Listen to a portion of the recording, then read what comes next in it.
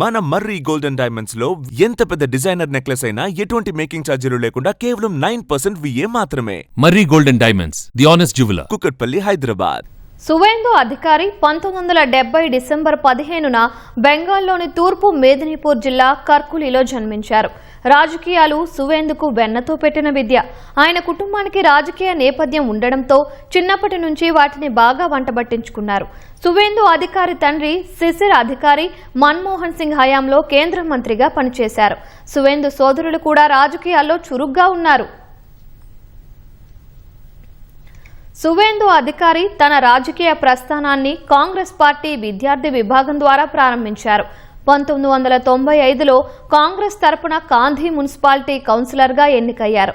ఆ తర్వాత 1998లో మమతా బెనర్జీ స్థాపించిన టీఎంసీలో చేరారు. 2006లో తొలిసారి కాంధీ దక్షిణ్ నుంచి ఎమ్మెల్యేగా గెలిచారు. అంతకుముందు 2004లో తమలుక్ నియోజకవర్గం నుంచి ఎంపీగా పోటీ చేసి ఓడిపోయారు. అయితే 2009, 2014 లోక్సభ ఎన్నికల్లో అదే తమలుక్ స్థానం నుంచే ఎంపీగా గెలుపొందారు. సువేందు అధికారి రాజకీయ జీవితంలో నందిగ్రామ్ ఉద్యమం కీలక పాత్ర పోషించింది. 2007లో నందిగ్రామ్లో వేలాది ఎకరాల్లో సెజ్ ఏర్పాటుకు వ్యతిరేకంగా జరిగిన పోరాటానికి ఆయన నాయకత్వం వహించారు. రైతుల భూములు కాపాడటానికి మమతా బెనర్జీతో కలిసి పోరాడారు. దీదీ నేతృత్వంలో బెంగాల్లో తృణమూల్ కాంగ్రెస్ ను బలోపేతం చేయడంలో సఫలీకృతమయ్యారు. నందిగ్రామ్తో పాటు సింగూర్ ఉద్యమాలు వామపక్ష ప్రభుత్వాన్ని బలహీనపరిచి 2011లో టీఎంసీ అధికారంలోకి రావడానికి సహకరించాయి. మమతా బెనర్జీ ప్రభుత్వంలో రవాణా, నీటిపారుదల, పర్యావరణ శాఖల మంత్రిగా సువేందు బాధ్యతలు నిర్వర్తించారు. మమతా బెనర్జీ ప్రధాన అనుచరుడిగా పార్టీలో రెండో శక్తివంతమైన నేతగా ఎదిగారు. కాలక్రమేణా మమతా బెనర్జీతో సువేందు అధికారికి విభేదాలు ఏర్పడ్డాయి. పార్టీలో అంతర్గత రాజకీయాలు, దీదీ మేనల్లుడు అభిషేక్ బెనర్జీ పెత్తనం పెరగడం వంటి కారణాలతో సువేందు అధికారి 2020లో టీఎంసీని వీడారు. అదే ఏడాది అమిత్ షా సమక్షంలో బీజేపీలో చేరారు.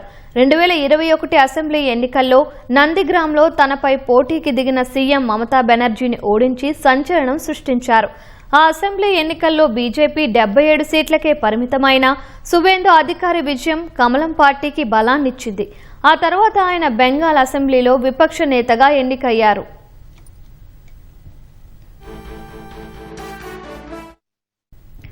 ఈ ఏడాది జరిగిన బెంగాల్ అసెంబ్లీ ఎన్నికల్లో కూడా నందిగ్రామ్తో పాటు మమత బరిలో దిగిన భవానీపూర్ నుంచి కూడా సువేందు పోటీ చేశారు. 2 చోట్ల గెలుపొందారు. తృణమూల్ బలాలు, బలహీనతలు తెలిసిన సువేందు అధికారి బీజేపీని ప్రజల్లోకి తీసుకెళ్లడంలో విజయం సాధించారు. తూర్పు మేదినీపూర్, నందిగ్రామ్లలో సువేందు కుటుంబానికి బలమైన పట్టు ఉంది. మమతా బెనర్జీ తరహాలోనే ఆయన తన పోరాట పంథా కొనసాగించారు.